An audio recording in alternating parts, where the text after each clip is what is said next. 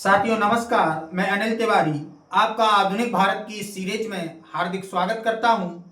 देखिएगा, आधुनिक भारत की शुरुआत आधुनिक आधुनिक भारत की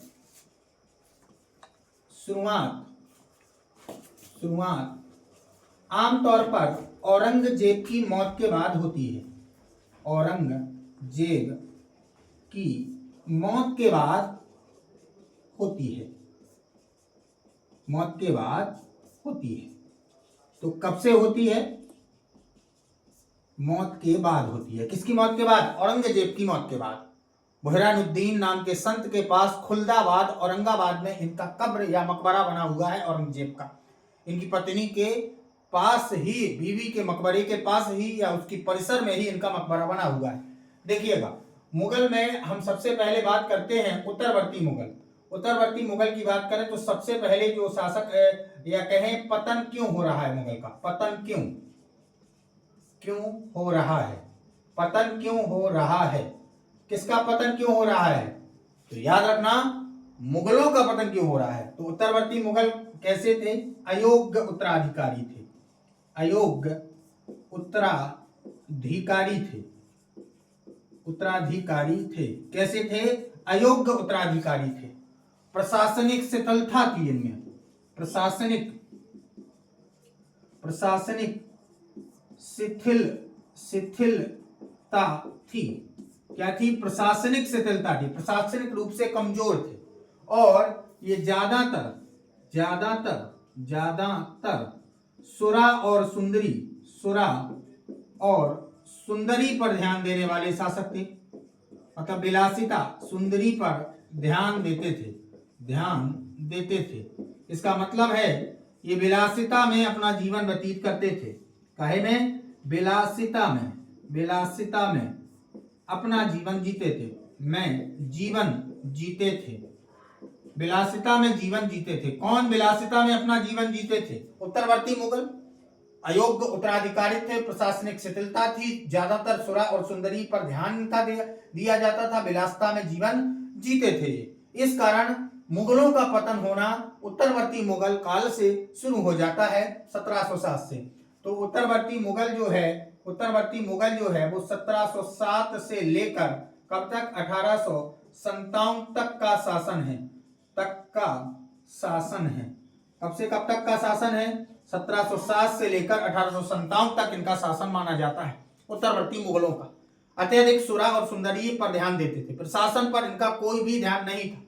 और साथ में औरंगजेब की मौत के बाद छोटे छोटे राजा, फ्यूड का मतलब होता है सामंत राजा, उनके अधीन राजा अपने आप को स्वतंत्र घोषित करने में लगे हुए थे।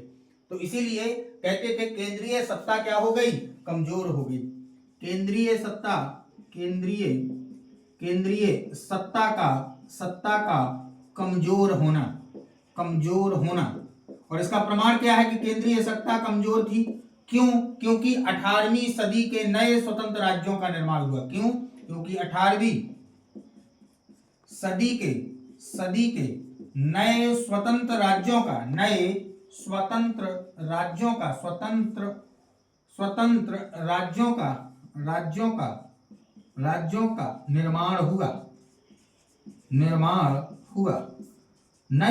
राज्यों का क्या हो गया? निर्माण हो गया।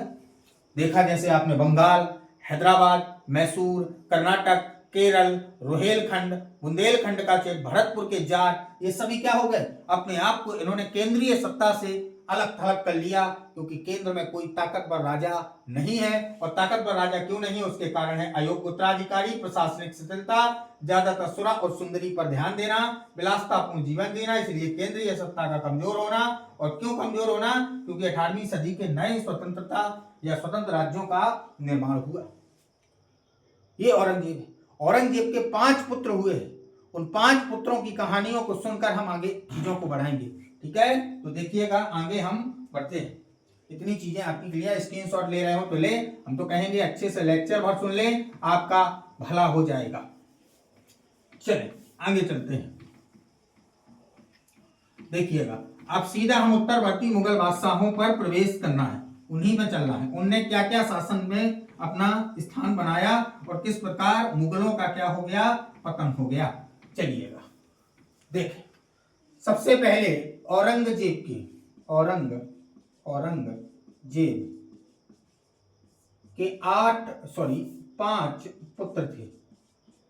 5 पुत्र थे। देखो 5 पुत्रों के नाम। पहला मोहम्मद सुल्तान,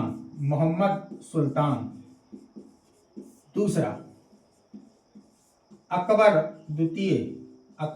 द्वितीय, तीसरा मुअज्जम, आजम,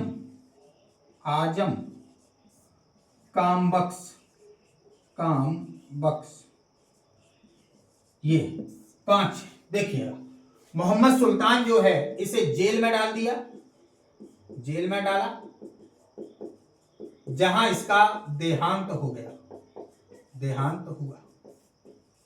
अकबर द्वितीय ने पहले राजपूतों से समर्थन प्राप्त किया, राजपूतों के साथ रहा, फिर ये मराठों के साथ हुआ, अकबर द्वितीय मराठों के साथ हुआ, और अंततः ये ईरान चला गया जहां इसका देहांत हुआ। ईरान चला गया जहां इसका देहांत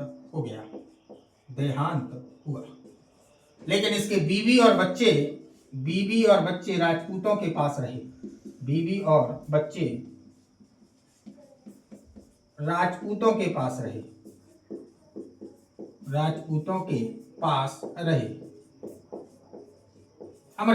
अजीत सिंह के पास रहे, याद रखना है, ठीक है। तो राजपूतों के पास इनके बाद में औरंगजेब ने कहा जाता है इनके बीवी बच्चों को मतलब पूरा सम्मान के साथ रखा था अकबर द्वितीय के। अब देखिए, मुअज्जम, आजम, कामबख्श, ठीक है। मुअज्जम को गुजरात की सूबेदारी दी गई। आजम को काबुल की सूबेदारी दी गई। कामबख्श को कहां की, दक्कन की सूबेदारी दी गई, या हैदराबाद का क्षेत्र दिया गया। याद रखना, गुजरात, काबुल और दक्कन क्षेत्र इनको दिया गया, जहां हैदराबाद का युद्ध भी होगा। अब पहला मुगल बादशाह, इनका तो कहानी खत्म कर दी अपन ने। एक का जेल में ही देहांत हो गया और एक ईरान चला गया जहां उसका देहांत हुआ। अब तीनों में उत्तराधिकार का युद्ध हुआ। उत्तराधिकार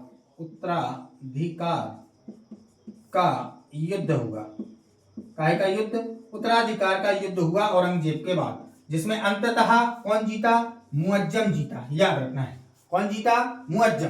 तो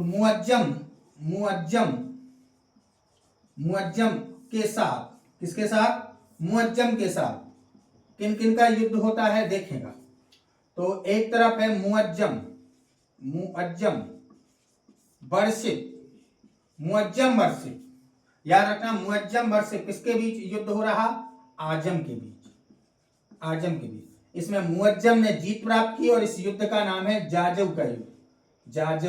युद्ध या जाजऊ का युद्ध हुआ। कौन सा युद्ध हुआ, जजऊ या जाजऊ का युद्ध हुआ, जो कहां पड़ता है, ये पड़ता है आगरा और धौलपुर के बीच, धौलपुर के बीच पड़ता है। इसके बीच, आगरा और धौलपुर के बीच जाजऊ या जजऊ का युद्ध हुआ।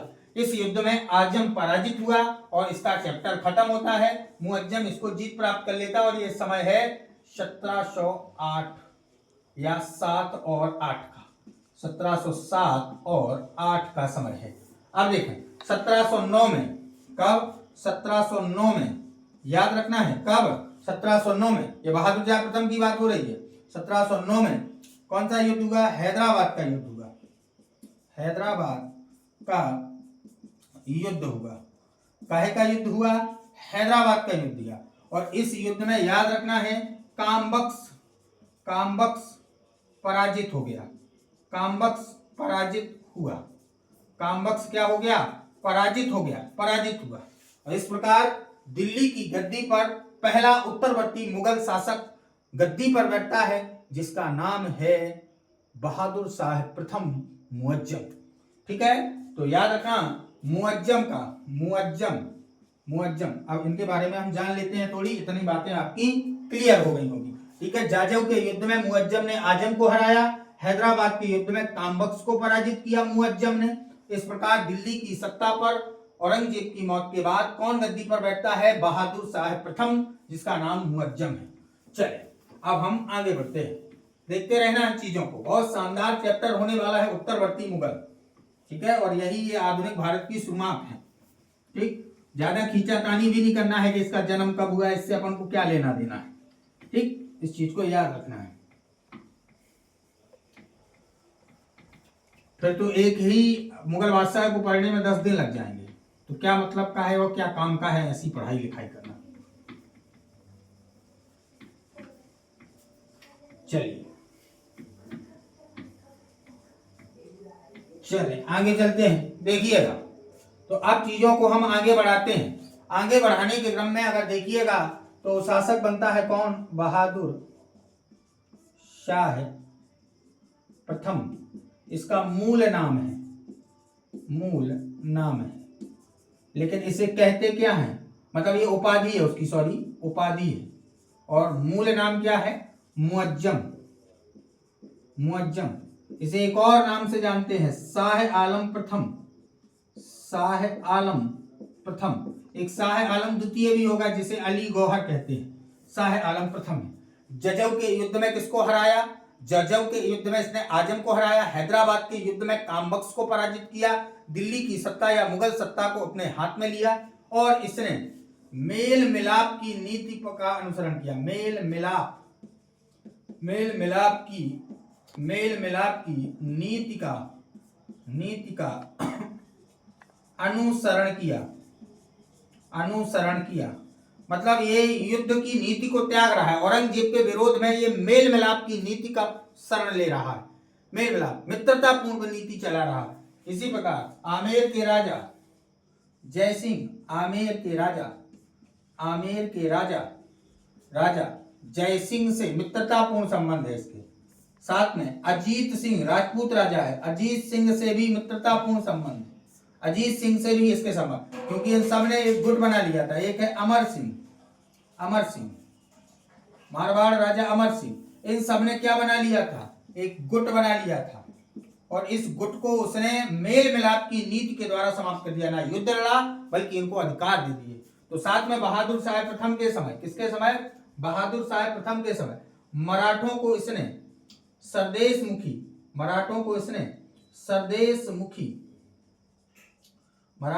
सरदेशमुखी टैक्स वसूलने का अधिकार दिया। टैक्स वसूलने का अधिकार दिया, लेकिन चौथ वसूलने का अधिकार नहीं दिया। आपको पता होना चाहिए चौथ और सरदेशमुख कौन से लेते थे? मराठे लेते थे।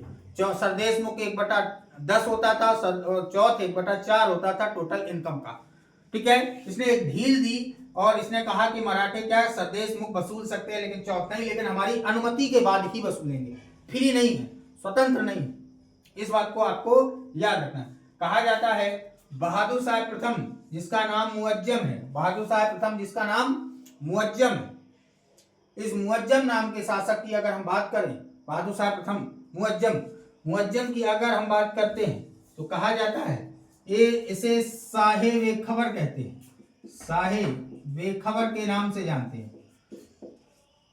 प्रशासनिक कार्य में इसकी ज्यादा दिलचस्पी नहीं थी। ये विद्वान व्यक्ति था, योग्य तो था ही, योग्य प्लस विद्वान व्यक्ति था। कौन था योग्य प्लस विद्वान व्यक्ति? बहादुर शाह प्रथम मुअज्जम। शाहे बेखबर क्योंकि इसे शाही कार्यकलाप जो होते थे इससे बेखबर रहता था। इसके जो सहपाठी थे, इसके साथ जो कार्य करते थे वो निष्ठा पूर्वक कार्य किया करते थे, लेकिन ये दिलचस्पी नहीं रहता था। ये शत्रुओं से मेल मिलाप की नीति का अनुसरण करता था। इसलिए सिडनी ओवेन नाम के व्यक्ति हुए, विद्वान है, सिडनी ओवेन अंग्रेज विद्वान है। इन्होंने कहा कि बहादुर शाह प्रथम अंतिम मुगल बादशाह है जिसके हम प्रशंसा कर सकते हैं, जिसके लिए हम प्रशंसा में कुछ शब्द लिख सकते हैं। सिडनी ओवेन नाम के व्यक्ति ने क्या कहा कि इसकी प्रशंसा कर सकते हैं, ये अंतिम मुगल बादशाह है जो प्रशंसा करने योग्य है, बहादुर शाह प्रथम है। बहादुर शाह प्रथम के समय कहा जाता है डच दूत मंडल भारत आया। कौन आया? डच दूत मंडल, जिसमें सोइयो चाइल्ड नाम का नेता था। नेतृत्वकर्ता कौन था इस दूत मंडल का? नेतृत्वकर्ता कौन था? याद रखना है, शोगोई चाइल्ड नाम का व्यक्ति था, ठीक है, जिसकी एक लेडीज ने, जैसे बीवी फादिया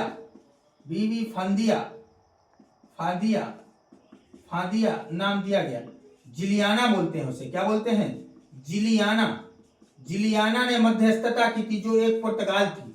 तो इसके समय डचों का दूत मंडल सोनेयू चाइल्ड नाम का व्यक्ति आया, जो नेतृत्व करता था। डच दूत व्यापार करने के उद्देश्य से आया था सोनेयू, ठीक है, सोनोइया चाइल्ड आया, जिसका मध्यस्थता जिलियाना नाम के व्यक्ति ने की। किसने की? जिलियाना नाम के व्यक्ति ने की, जिसे उपाधि मिली, बीवी फादिया की उपाधि मिली।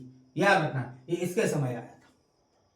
तो ये था। और सिडनी ओवेन नाम का व्यक्ति बोलता है, अंतिम ऐसा मुगल बादशाह है जिसके बारे में या जिसके लिए हम प्रशंसा में शब्द लिख सकते हैं। ठीक है, ये था आपका कौन? साहेब खबर बहादुर शाह प्रथम। साहेब खबर बहादुर शाह प्रथम।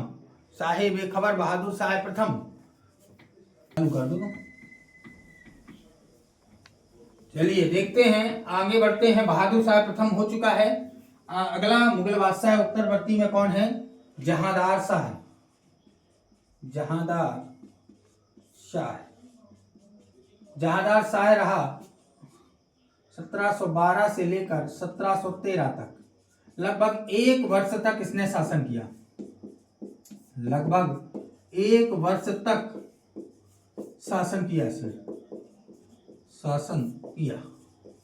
देखिएगा, इसके समय स्पष्ट रूप से मुगलों के दरबार में 4 गुट बन गए।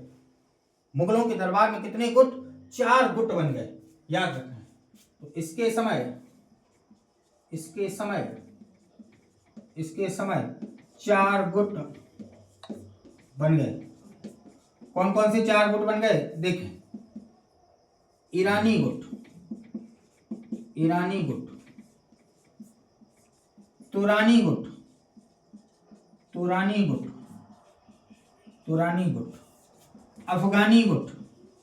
अफगानी गुट और हिंदुस्तानी गुट।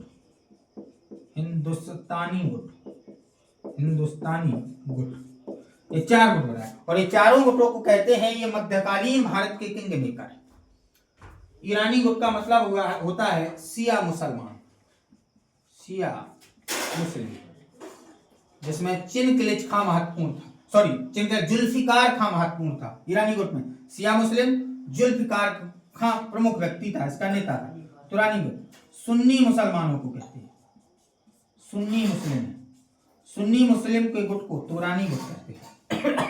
अफगानी गुट, इसमें चिनकिलिच खां निजाम उल मुल्क प्रमुख नेता है तुरानी गुट का। अफगानी गुट अफगानी मुसलमानों को कहते हैं, मुस्लिम कहते हैं। मोहम्मद बंगस खां इसका प्रमुख नेता है, मोहम्मद बंगस खां।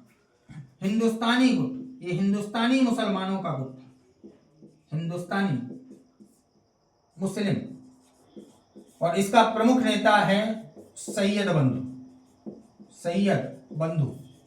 बंधु को ही मध्यकालीन भारत का किंग मेकर कहते हैं, क्योंकि इन्होंने 4 मुगल बादशाहों को गद्दी पर बिठाया था। सैयद मोहम्मद खां और बंगस खां, सैयद मोहम्मद खां, और तो कितने थे? सैयद खां, मोहम्मद खां, याद रखना, ठीक है। तो सैयद बंधु 4 मुगल बादशाहों को सिंहासन पर बिठाया, फर्रुखसियार से लेकर मोहम्मद साहिब अंगीला तक। इसलिए इनको मध्यकालीन भारत का क्या कहते हैं? किंग मेकर कहते हैं, सैयद बंधु, ठीक है। अब देखिएगा, आगे देखें, ईरानी गुट, तुरानी गुट, अफगानी गुट और हिंदुस्तानी गुट, ये सभी मुसलमान आपके सामने हैं। जहांदार साहब को ईरानी गुट के नेता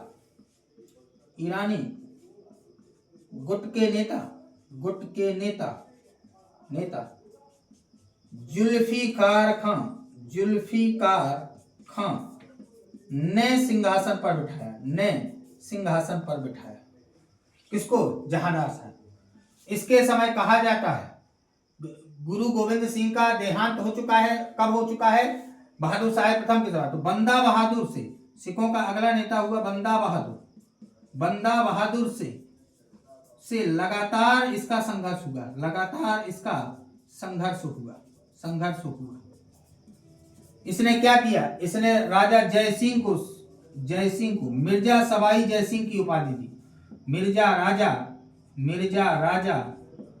राजा सवाई सिंह की उपाधि दी। अजीत सिंह को महाराजा की उपाधि दी। अजीत सिंह को महाराजा की उपाधि दी। काहे की उपाधि, पहले राजा था, महाराजा उपाधि हो गई। और सवाई सिंह को, जिन्हें जंतर मंतर बनाई है, जय सिंह को मिर्जा राजा सवाई जय सिंह की उपाधि दे रहा है। और अजीत सिंह को महाराजा की उपाधि प्रदान की गई है। किसके द्वारा, जहादार। इसने भू राजस्व वसूलने के लिए एक अलग से व्यवस्था चलाई। भू राजस्व वसूलने की अलग से इसने एक व्यवस्था चलाई। इसने जहादार साहब ने अलग से एक व्यवस्था, उसे इजारे व्यवस्था कहते हैं। इजारा व्यवस्था कहते हैं। प्रशासनिक कार्यों में इसका प्रेम या आकर्षण एक वेश्या से हो गया। इसका आकर्षण एक वेश्या के प्रति हुआ। उस वेश्या का नाम क्या है, इम्तियाज महल, जो उसकी उपाधि है इम्तियाज महल। लाल कुंवर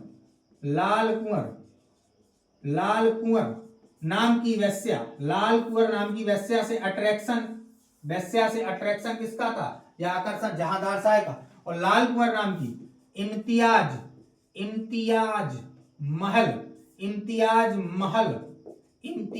महल उपाधि दी गई है लाल कुंवर को। लाल कुंवर नाम की वेश्या का संबंध कहां से है, जहादार साहब से।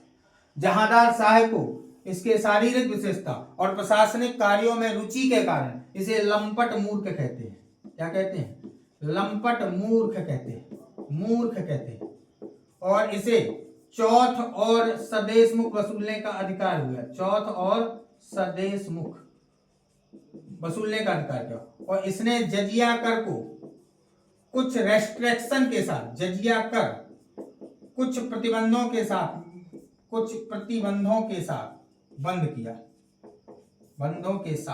बंद किया।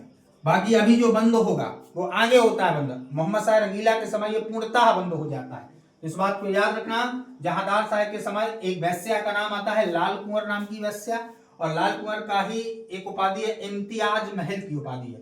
ठीक है, तो इस बात को याद रखना है। और इसके समय ही कहा जाता है साहू जी को छत्रपति की उपाधि से विभूषित किया गया था मराठों में। और साहू जी को छोड़ा गया था बहादुर साहब प्रथम के समय। आजम के कहने पर साहू जी को जब छोड़ा तो महाराष्ट्र में ताराबाई से उसकी मुठभेड़ हुई थी और खेड़ का युद्ध हुआ था। इस चीज को याद रखना। तो ये थे लंपट मूर्ख जहादार साहब। हम छोटे छोटे वीडियो आपके सामने लाएंगे, बड़े वीडियो नहीं लाएंगे, ताकि आप रुचिपूर्ण तरीके से उस चीज को समझ सके, देख सकें। आज के लिए इतना ही। नमस्कार।